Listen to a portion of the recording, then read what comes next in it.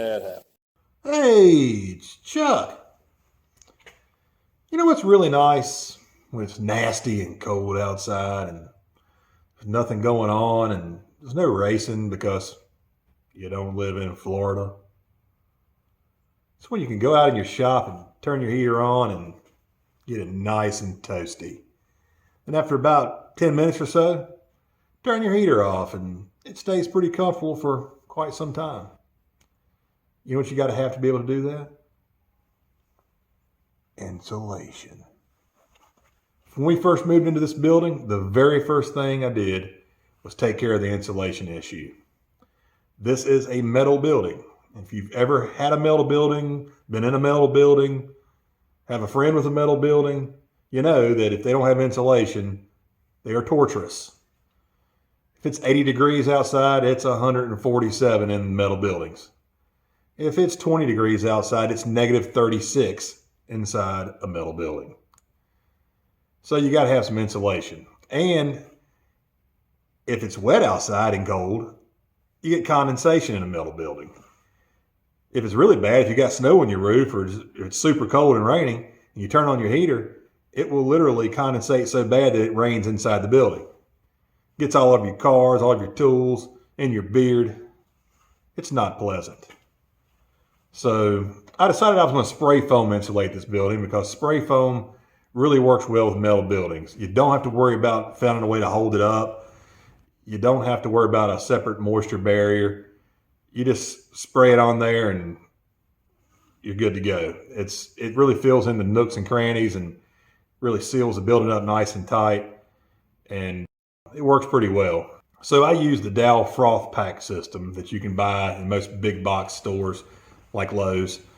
It's a closed cell foam, and I got the 650 cubic foot kit.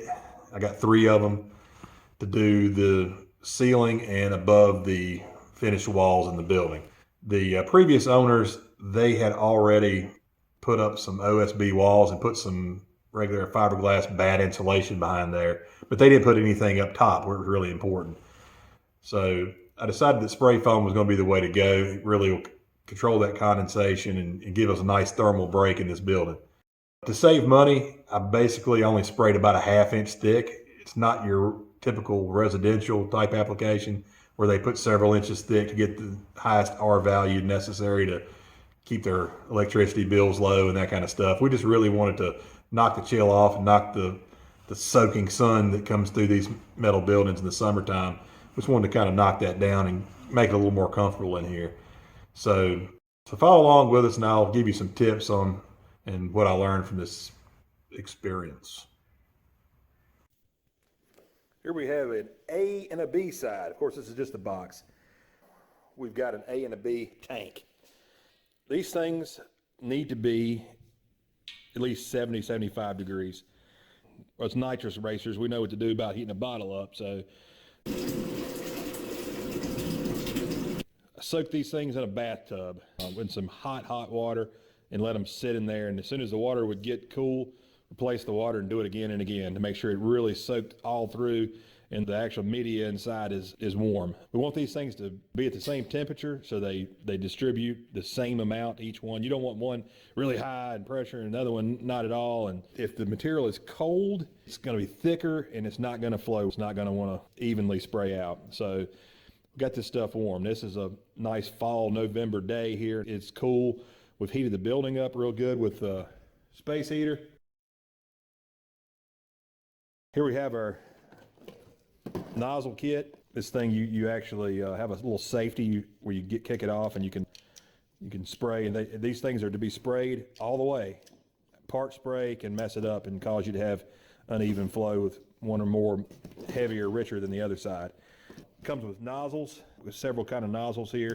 We're going to be using the fan nozzles. There's really no other really benefit to use any other kind of nozzle. So we're going to put it on kind of thin. Probably going to spray it down kind of about a little less than a 1/2 inch before it rises.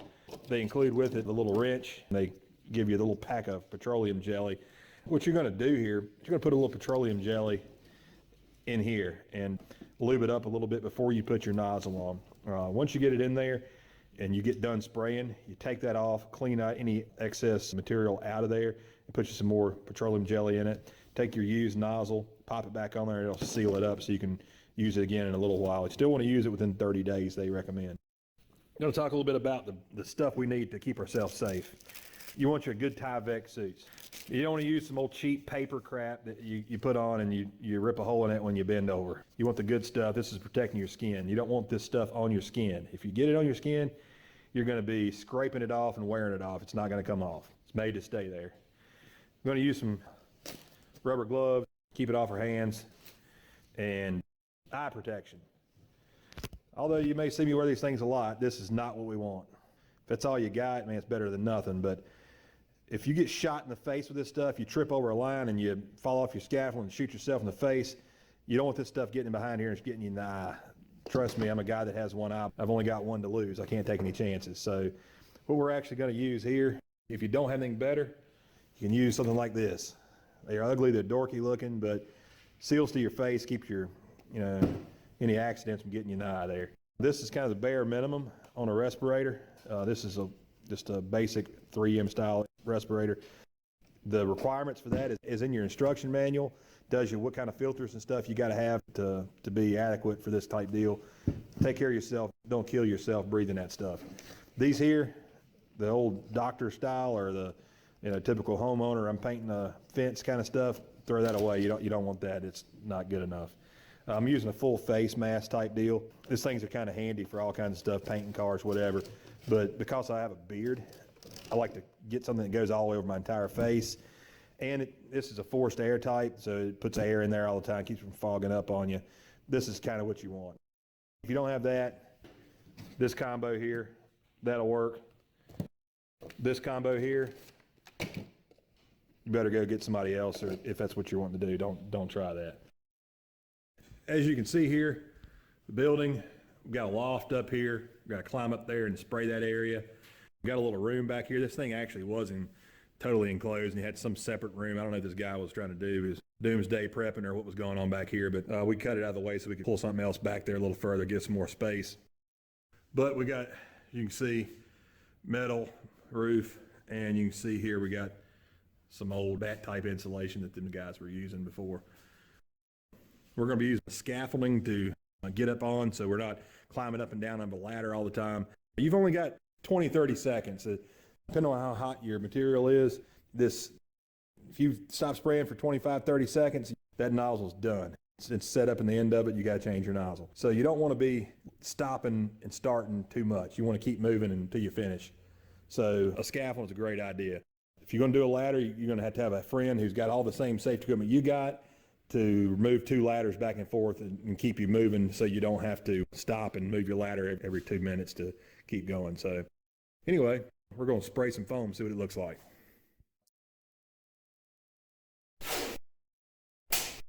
We're going to put a little bit of petroleum jelly in the front of our gun before we install the nozzle, that the product don't set up in the front of the gun, so we can change our nozzles and whatnot there. So we're going to turn both of our tanks on. We're going to do a little test shot there. We're going to spray a little bit out until we see both sides come out equal. All right, we're pretty much right away.